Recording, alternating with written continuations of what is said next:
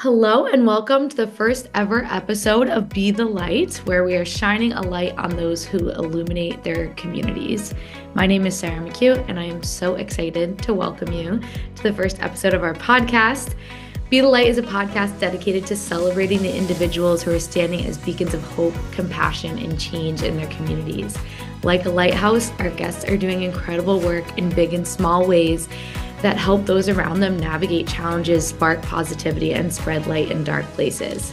So each episode, we're going to sit down with everyday heroes who are making an impact in meaningful ways through their personal stories, practical advice, and candid conversations. Our Be the Light podcast inspires listeners to discover their own light and consider how they can contribute to making the world a brighter place. So I have a little bit of an intro about myself as well. I volunteer with the United States Lighthouse Society, which I happened upon during the COVID pandemic when I myself was certainly looking for a little extra light in my life. I had always been super drawn to the physical beauty of lighthouses. Being by the ocean and all of those things was really special. I grew up on the Hudson River. There are tons of Hudson River lighthouses as well. But beyond that, I've always been very drawn to the symbolism of the lighthouse, and that's kind of what led us to here. Through listening to the Lighthearted podcast, I got connected with Jeremy D'Entremont, who organized a bunch of different opportunities where I got to go see different lighthouses, record YouTube videos, help out with the podcast, learn a ton about the preservation of lighthouses. And ultimately that landed me here in organizing kind of a spin-off of Lighthearted, where we're really focusing on the amazing symbolism that lighthouses emote for people and how we can draw that into our communities. So I'm really excited to continue to share my own journey and the incredible work of others as we spread our light. So I have one more thing before we get into everything. We're recording this episode exactly 1 week from Christmas Day. We're on the 5th night of Hanukkah and just over a week from the start of Kwanzaa. And I always think of December as a very reflective time, a time of great reflection. And all these holidays are centered around celebrating community and hope. And I saw a billboard the other day for a car dealership that was a version of this, but it was salesy and full of greed and not really the direction that I'm going to head with this. But it was from the quote from the song Santa Claus is Coming to Town, which is "Be good for goodness sake." And I was thinking a lot about that quote and its connection to the holiday season and giving and being a lighthouse and all of these things, and the qualifier of using the word goodness in the quote, "Be good for goodness sake." So not being good for a reward or a gift, not being good for praise or recognition, not being good because of your job or your duty, and not being good for a self-serving purpose or self-gain. Being good for goodness sake, which is the most selfless form of service. And that's exactly what this podcast is all about, being a light for others, for goodness sake. And with that, I'm so excited to welcome our first ever guest, Averie Shaughnessy-Comfort. Welcome to Be the Light podcast. Well, thank you for having me, Sarah. It's a little intimidating being the first guest you have on your podcast, I have to say. Well, you came highly recommended as the first choice, so I am sure you'll be great, and I know you're doing amazing things in many ways. So if you want to start by just sharing a little bit about yourself, maybe where you're from, and what connection, if any, you have to lighthouses. Sure. So I'm originally from Pittsburgh, Pennsylvania, which is not traditionally known for lighthouses, known for bridges, actually. But every time we would go on vacation as kids, and I always think of like Assateague, Maryland, or Assateague, Virginia, and Ocean City, Maryland. That's the first place that my mom wanted to go, was to find a lighthouse. So I have like a very early history of going to find these places and check them out. And I remember when I first found out that lighthouses weren't just on coastal regions, I was like absolutely blown away. So funny enough, when I started dating my husband, oh my gosh, 16 years ago, we came up to Erie. We were living in Pittsburgh at the time, and we drove around the peninsula. And at the time, the lighthouse was not open for visitation. It was still a private residence. And I remember being like, "There's a lighthouse here? Like, why?" My husband's like, "It's a huge body of water, so I mean, lighthouse." So I don't know if I ever really knew that this is something that I was going to get into. Mhm. My background is in museum studies, so I've lived in Maine for a period of time. I lived in Cooperstown, New York for a period of time, so very familiar with the Hudson Valley. Um, I remember being on the train to go visit my sister in the city, and I would see that little tiny one in the middle of the Hudson River, and I was like, I want to live there. Probably the Uh, Hudson Athens Lighthouse. Yeah. yep, Very that's cool. it. Because I'm like, oh, that's perfect for an introvert like me. Um, but I've worked in the Adirondack Museum. I've worked in the Berkshires. Cool. Um, I worked for the Mid-Atlantic Association of Museums for a time. I worked at the Erie Art Museum, and then about 3 years ago, I was recruited to start working at the Presque Lighthouse in Erie, PA, and it was this kind of weird wraparound back to um, a place I'd seen like when I first started dating my husband. So it's been an interesting journey that I did not expect to be on, but I'm happy I'm here. I love that. That's a nice full circle journey, bringing you back also to your childhood and lighthouses. It's funny, I have a similar thought on lighthouses where it's like, oh, they're always on the ocean, they're always coastal. And I hadn't really considered the ones on the Hudson River. I think there's 7 Hudson River lighthouses to be lighthouses in the same way, but they totally are and extremely important. Right.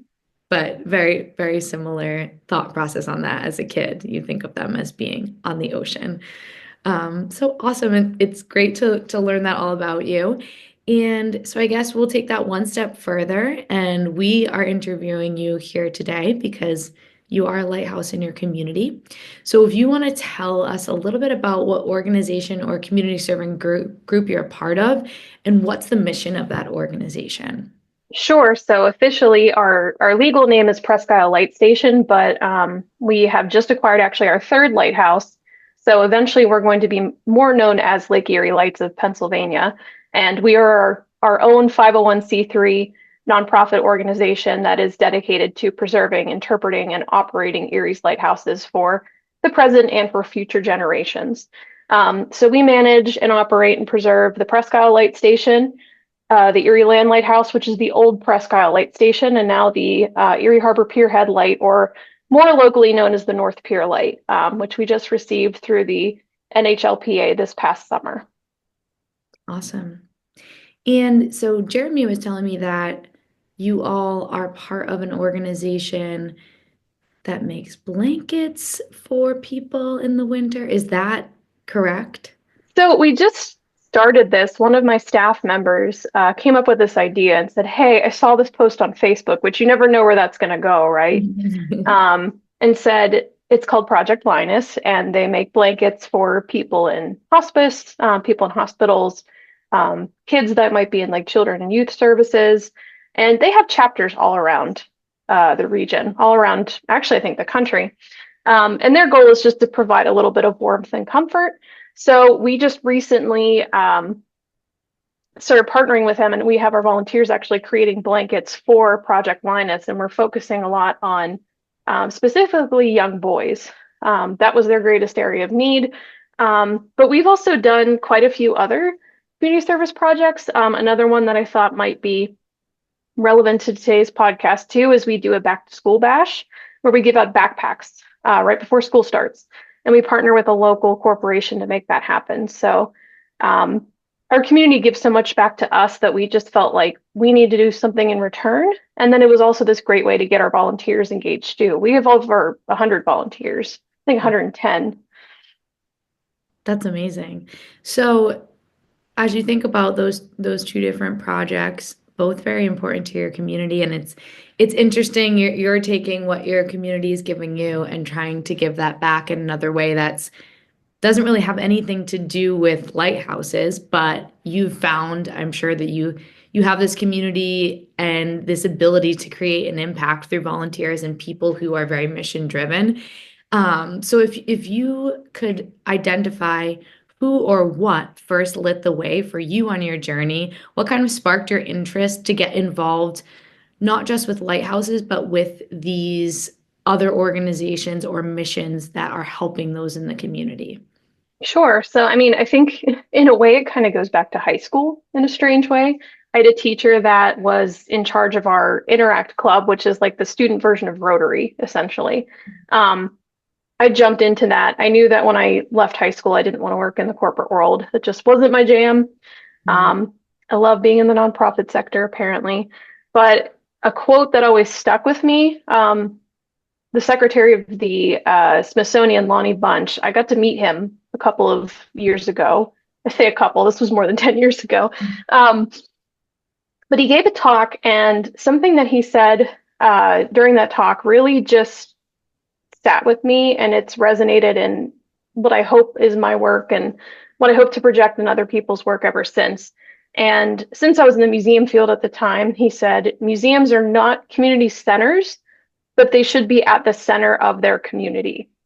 So when I heard that, I took that as like, no, you're not necessarily like the place where everybody goes to play bingo every week or something, but you should be part of your community fabric. And with our lighthouses in particular, we're located in Erie, Pennsylvania, which is the fifth largest city in PA, and it is just incredibly diverse in so many ways. Very interesting. It's a sanctuary city. There is a lot of different ethnicities. There's a lot of people from other places. We're at the crossroads of Cleveland, Buffalo, and Pittsburgh. Um, but then we also have a lot of wealth disparity in Erie, quite a bit actually. And one of our lighthouses, the Land Lighthouse, is actually located adjacent to the poorest zip code in Pennsylvania. And the lighthouse where we are located, or the zip code where we are located, rather, is it's up there for one of the poorest. So we just got to know the neighbors really well. Something whenever Jeremy came to visit the Erie Land Lighthouse, he's like, "Wow, this is just smack dab in a neighborhood," and it is. It's right there. So you meet the neighbors really fast. You learn about their needs really fast, and it's hard to not have that pluck at your heartstrings a little bit. So I think whenever we took over the stewardship of the site in 2021, we really wanted to do more than just be this visitor attraction. We really wanted to make sure that we were doing something for the people of Erie because they're the reason why this site has been here for so long. So it just seemed kind of like a natural fit.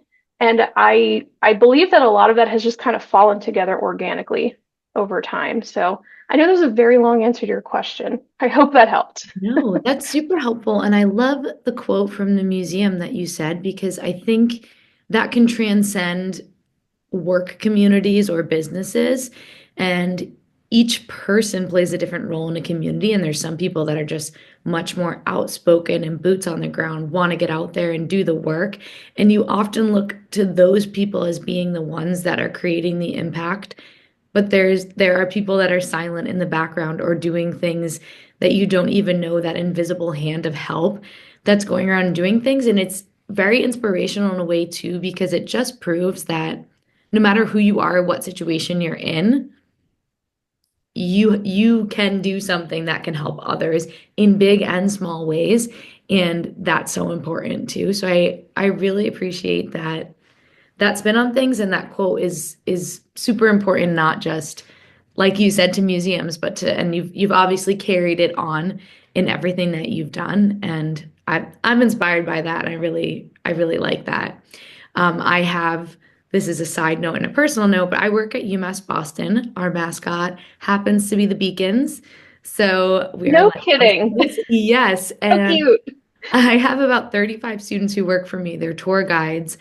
And we really, because I'm in charge of them, lean into the theme of being a beacon, being a lighthouse, um, you know, shining our lights as bright as we can, especially they're doing this in their communities. And I'm definitely going to bring that quote back to them, because we look at a lot of things like this and we have big conversations about how we are shining our lights, and how we each are doing it quite differently. So I really appreciate that a I lot. like that. Everybody has their own way of doing it, just a little differently, and every little different way is valuable. I think that's the key piece of it. Absolutely. It's so important to the greater good of anything that's happening. So awesome. Okay. Looking at our questions here, and you've answered a lot of them. Let's switch gears to my section that's called Storms and Rough Seas. So we're looking at challenges. We know that lighthouses are really beautiful on a sunny day, but really made for the storms and the rough seas. That's where they serve their greatest purpose. So, what is one of the biggest storms you've faced while doing this work, or I guess in any of the different roles that you've had? Because it seems like you've been very service oriented in your career and what you've been doing. Yeah, I think it always comes back to people and making sure people are taken care of. I mean, there's always going to be your challenges of like, one day I walked in last winter and all of a sudden I realized that there was water leaking from the second floor of our keeper's quarters into the dining room. And I'm like absolutely panicked. But honestly, that's a temporary thing. I think the hardest part, the challenge for me is when it's people related. Um, we have unfortunately lost a number of our volunteers this year due to, sickness, illness. Um, they just physically can't provide that service anymore. And it's so gut-wrenching to see that happen. These are people who have dedicated their hours and hours. I think we have over 5,000 hours of volunteer hours this year, which is valued at about like $200,000. So it's not insignificant. So when Mhm. we lose those people, sure, we lose a little, a helping hand, but we lose like a piece of us and we lose some of that institutional knowledge and history. But then you've lost a vital person as part of your experience. And that is so hard. Um, and then trying to be supportive of each other in that really tough time is difficult. And I think anybody who works in a nonprofit field would also tell you that HR is probably the hardest thing you'll ever do. Um, so it's one of the greatest benefits and draws is that you get to work with so many people, but when you lose those people, it's heartbreaking. Mhm. So we lost two volunteers the week of Thanksgiving. We lost two within a week. That That was rough.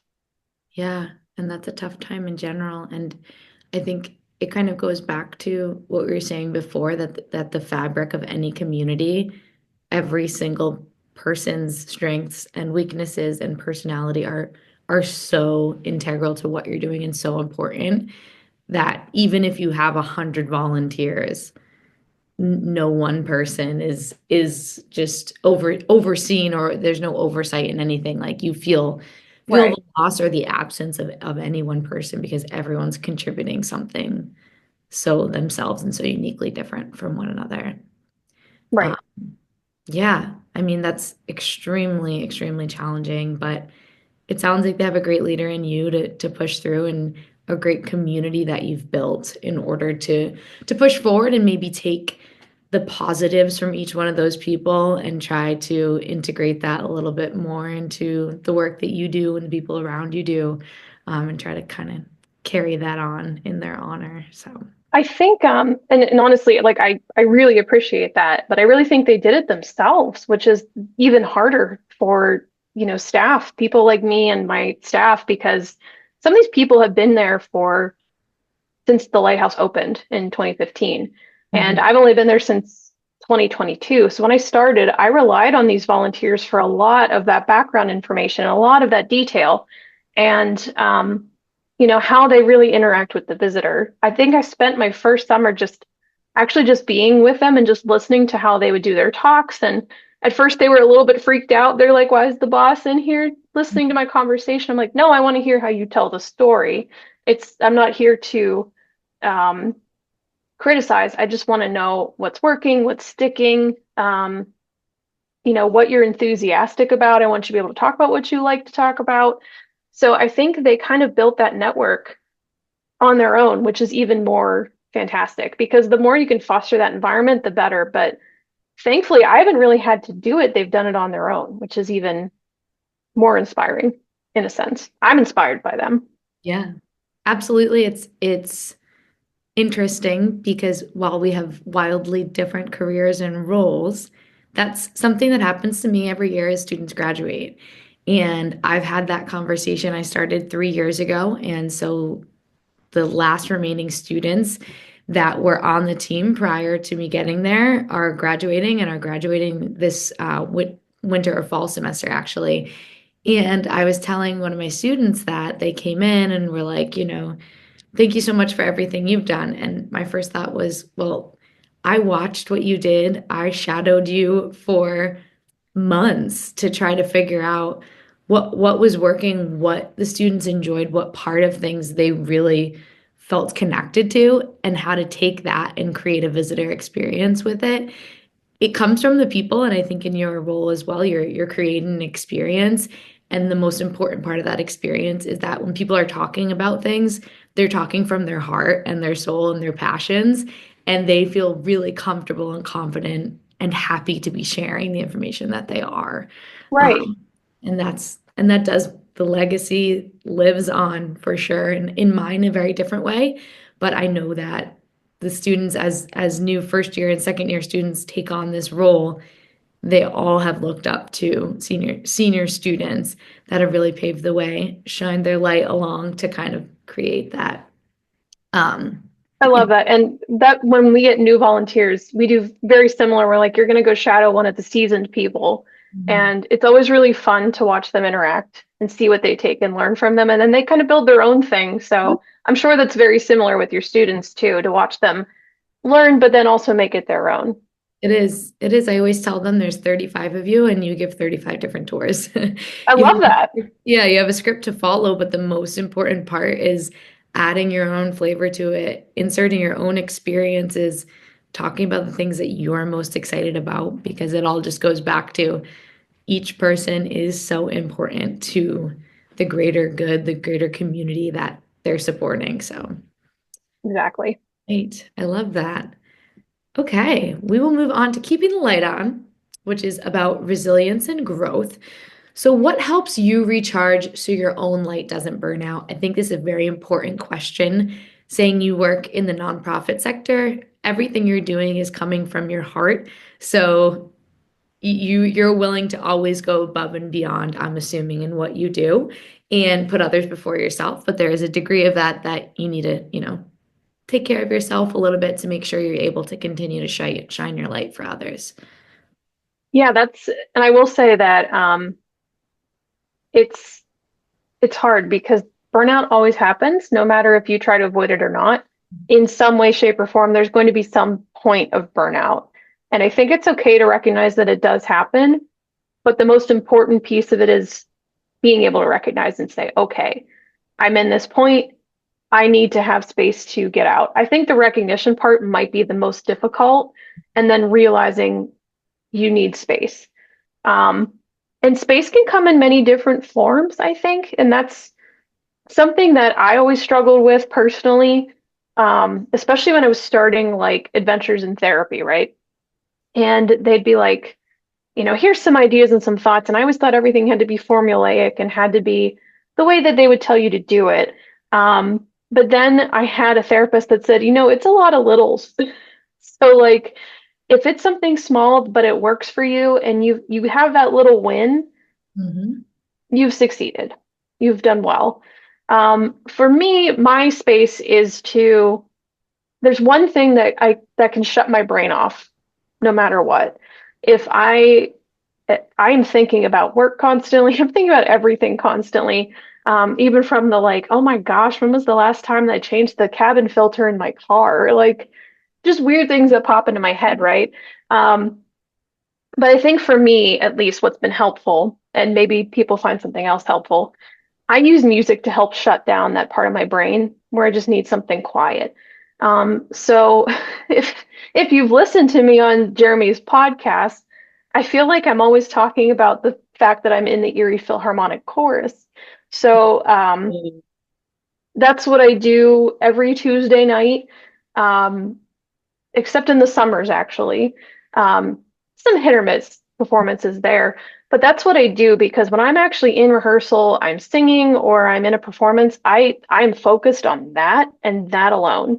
And finding something that works for you, maybe it's woodworking or craft, something where you can just turn that part of your brain off where all the burnout is just sitting and you can just be in a space, ground yourself. For me, it's a nice cup of coffee. Maybe for somebody else, it's a cup of tea. Allow yourself that moment to have that space where you can actually put everything else aside for a little bit.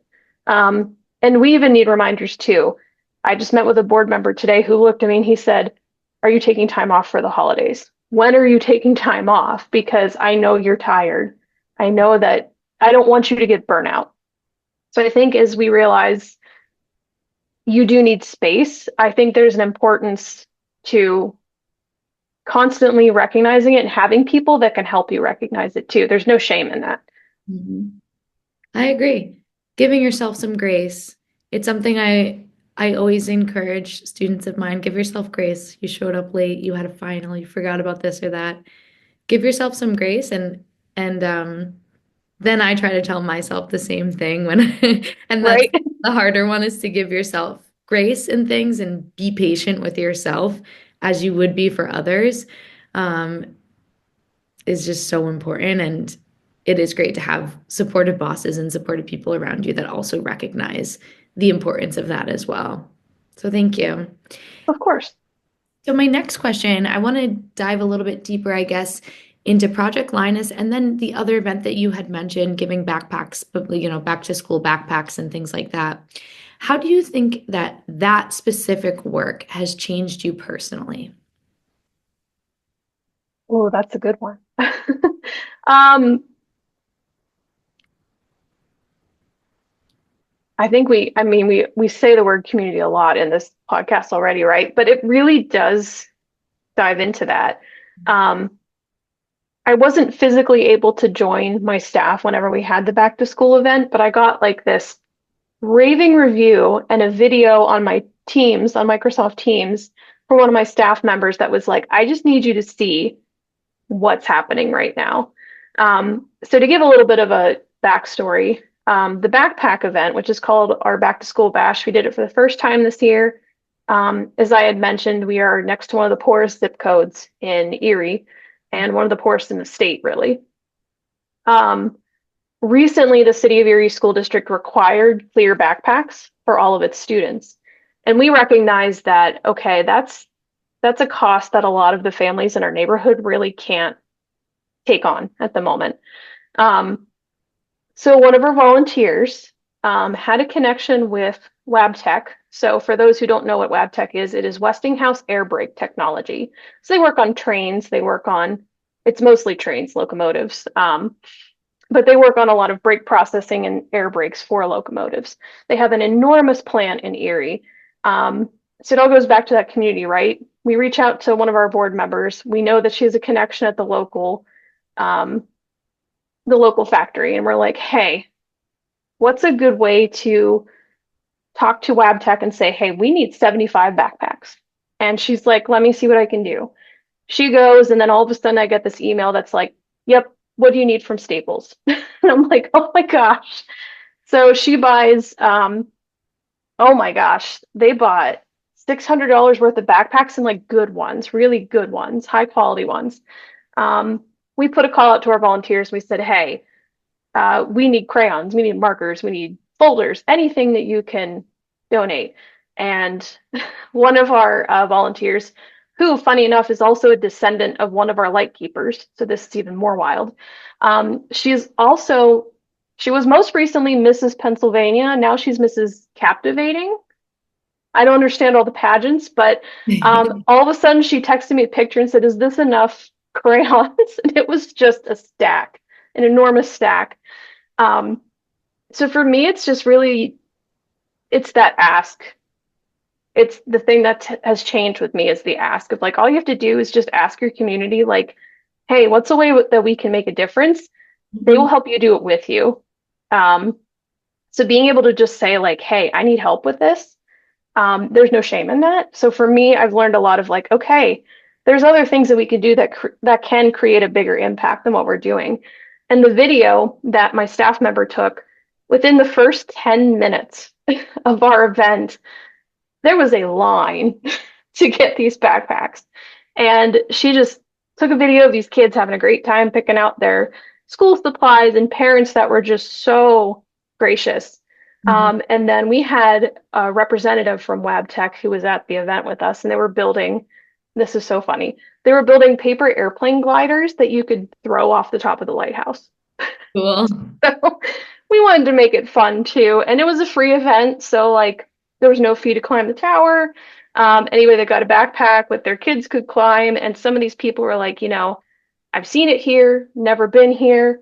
Yeah. Um, but I'm really glad that you guys are doing this. Like, thank you so much. And then all of a sudden we started to see those people kind of show up to our free events more often. So the other added benefit was that sure, we're doing something that's not necessarily in our mission, but we inadvertently brought that connection of people in our neighborhood to our site. So just giving back a little bit can give you so much more than you anticipated. So I would say the things that I've learned is really ask your community how they can help you with your own circle and with your own needs. You'd be surprised at what people can do for you. And then realize that there might be a bigger impact than you realize, but you might not see it until afterwards. So, take the chance and take the risk and go for it. Yeah, absolutely. I think those are two massive takeaways from what you're saying. Is just invite the community in, do something for them, and then you're not asking for money or anything from anybody, but just come see this beautiful lighthouse. Come see this location that we have. Come to our events. We're here. And people who may not have ever sought you out or seen your location are now there telling others about it. And it can really be appreciated in the way that it deserves to be. And what you said about asking others for help, I love that because I also think the flip side of that is people want to be asked to help. People want to be helpful. And many times people don't know the starting point of like, how do I get involved? How do I be helpful? But if you put that ask out, people will come and people will show up and they will show up for you and for their communities in ways you never expected. But the first step is asking, and people do genuinely want to help. But a lot of people just need that initial push.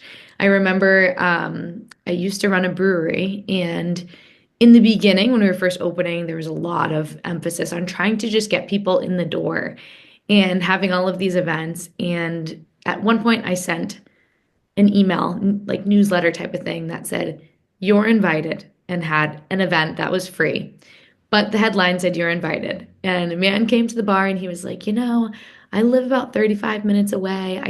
I've been wanting to come up there. Everything you're doing on social media looks really cool, but I never felt like super inclined to. And he was like, "But then you sent me an email that said you're invited." And I felt like, wow, I'm invited to something. I should get up there and check it out. And it was just that, headline or subject line on an email, "You're invited, come on in." That sparked something in someone for them to go out of their comfort zone. So sometimes people just need that initial ask, direct ask, like, "Can you help me? Come to this event, do this thing." And they will. So, Right. I think that's amazing because you're right. Just a simple ask, and sometimes that can be daunting, like, is this going to be the right message? mhm. Like you saw, just go for it because you'll be pleasantly surprised at what comes out of it. Yeah, absolutely. So I love that. All right, now we're going to talk about passing the flame, hope and inspiration. This is our next kind of bucket of questions. We're moving through them because you're touching on a lot of answers to the other questions that I had as well, and I like this conversation. So we'll continue on. What is one small action listeners can take to be a light where they live? Oh my gosh, I don't even remember what I wrote down to my own answers to this. It's so sad. Um, Honestly, I think taking the time to just really actually listen to people. Um, you said it, I said it. Whenever we first jumped into our jobs, we spent a lot of time listening, it sounds like. It sounds like you spent a lot of time listening to your tour guides. I spent a lot of time listening to my docents. Um, I cannot underestimate what listening can do. And listening with intention, I think is the key. Um, I remember when I like maybe the first week I started, one of our former board members called me. I didn't know that this was like the founding board member. Like she's a big deal. Um, but all of a sudden she started to just tell me more, and I realized like, oh, this is a really important conversation. 2.5 hours later, I got off the phone, but I had pages of pages of pages of notes. And I think just taking a moment to recognize, sure, if you're new and coming into a space, you have a lot of wealth to offer. But I think there's a lot of value in listening first and acting second, especially in these kinds of situations. And it sounds like it has paid off for you, and it certainly has paid off for me. But that never really goes away. I feel like, I've had visitors get frustrated at things that they've seen and like, why don't you talk about this? And I'm like, okay, well, like tell me what you're feeling, tell me what you're thinking. Or volunteers that maybe an event didn't go the way that they thought it was going to go. And I'm like, okay, well, what were your expectations? And just not taking it with judgment first, but just listening and hearing them and taking that back and evaluating it, maybe again with them or again with somebody else. So taking the time to not take it personally, but just be in that space first, be present with them, listen with intention, and take it back and evaluate it later. Absolutely. I couldn't agree more. I would call that leading with empathy, and that is everything. Empathy is everything in any relationship you have in life, whether it's work relationship, personal relationship, friendships, family, is just leading with empathy first, always will get you so much further, and the person that you're working with so much further as well. Life is crazy and everyone has things going on. So just trying to get on the level and understanding where people are coming from is the first step to any forward movement. And you said that very well. So, flipping gears a little bit to the other side of things, if someone feels lost or unseen right now, what would you want them to hear? I think first, I hear you and I've been there. So I think just validating it first that I know you're feeling lost and unseen, um, is number one, because sometimes you just need somebody to be there in that moment with you, not feeling great. So if you are in a position like that, I've been there. I certainly don't want anybody to feel in that way, but you need to be recognized that you're feeling that way. I think that's the most important piece. Um, what was most helpful for me in that time was just realizing that there are other people who have also been in that space. And it might not be evident, but they want to support you in any way that they can. Um, it's tough. What's kind of funny as I was reviewing your questions for the podcast, um, I was in that space, not doing very well a couple of years ago with a personal event that happened in my life. Um, and then we had a rune and tarot reader come to the lighthouse for an event. And he started reading my runes and he goes, "Did you know you're the keeper of the flame?" And I'm like, "You are hilarious because you definitely know that I'm the lighthouse director." And he was like, "Oh, you're Averie?" And I'm like, "Oh, you didn't know." So I was like, Wow. "Okay, what does that mean?" And he's like, "You're just there to carry on the light forward." And I was like, I'm in this space where I'm not feeling like I can do that. Um, but recognizing that you always have something to offer that nobody else can offer is maybe the most helpful piece of that, even if you don't see it in yourself. Yeah. I think that that really sums up and ties together a lot of our conversation as well, is that community means everyone.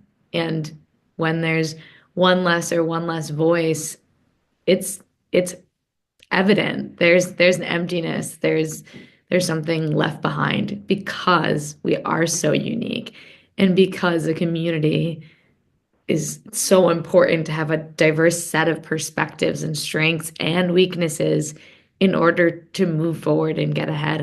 And every single person's thoughts and opinions are so important to that.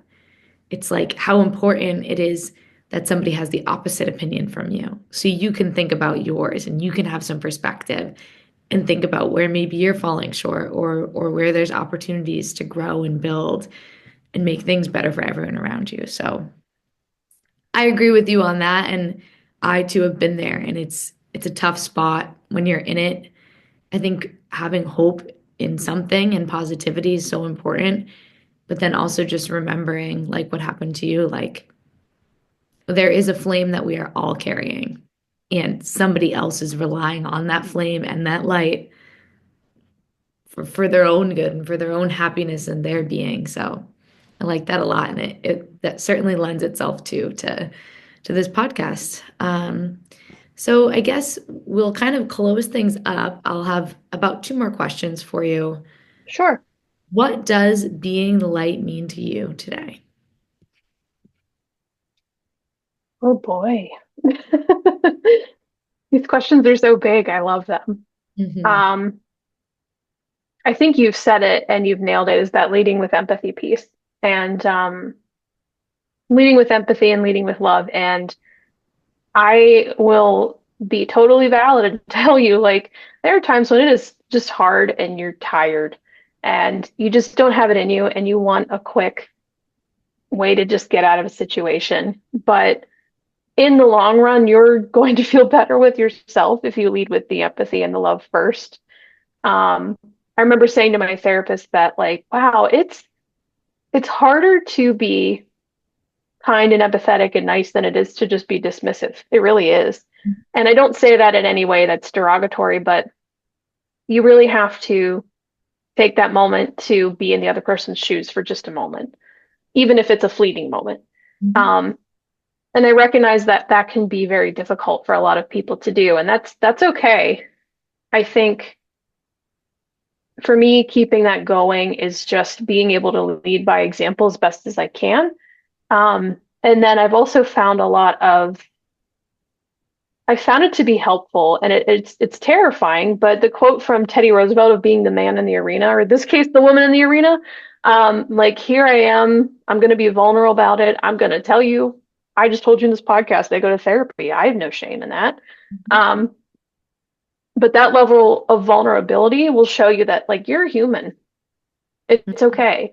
And if all you do at the end of the day is get up, go to sleep at the end of the day, you've won. So I think leading by example and just taking a lot of littles for me is just continuing and keeping that light going. Yeah, absolutely. I'm going to go toe to toe with your Teddy Roosevelt quote because my favorite quote is people don't care what you think until they think that you care. And that is entirely Oh, empathy. that's a good one. It's like people don't care what you know until they know that you care or think that you vice versa. But yeah, just that concept that as in leadership and then, but also in relationships, it's that empathy that you have to establish a level of care with those around you and those in your community for them to care about what you're doing and what you know. And I think that's exactly what you have done with the lighthouses and bringing in these community events is you have not expected people to come to your lighthouse and frequent it and give you money and care about the educational pieces that you're putting out and care about your events. You never once were expecting people to do that first. First and foremost, you showed that you care about these community members. You care about the community that you're in. You've done your research on what are the barriers that people in my community are facing on a daily basis, and how can I lessen those a little bit? And because you cared and you put that out there, then people are coming. They want to know what you know now. They think that you care, so they care what you think.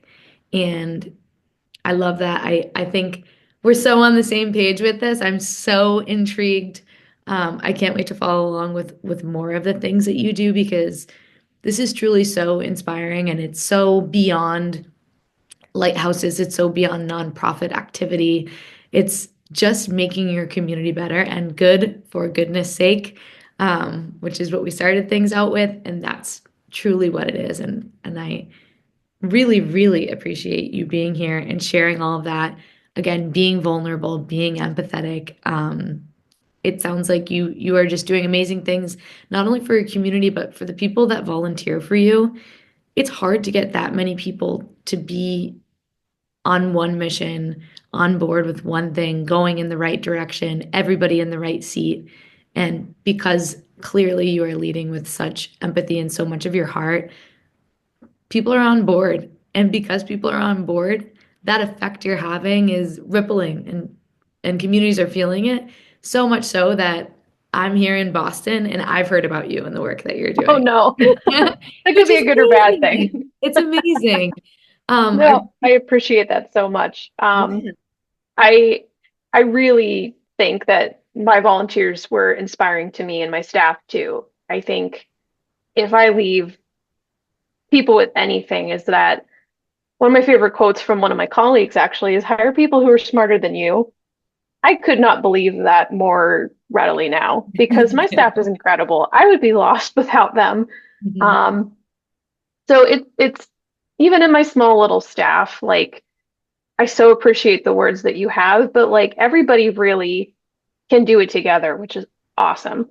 And to have a staff that gets that and can do it and it translates to the volunteers and the volunteers already had it to begin with, um, it just makes it that much easier to keep it going. So I just wanted to give a little shout out to them because I would be so lost without them.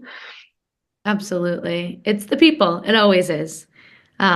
So thank you for being a light for so many and for sharing it with us on Be the Light. I'm going to end with a call to action for anybody who's listening. If today's story brought a little light into your world, consider passing it along. Share this episode with someone who might need it, and remember your presence alone can be a guiding light. What will you do in the coming weeks, months, especially during this holiday season, that will bring goodness and light to those around you? Thank you so much. That has been the first episode of the Be the Light podcast.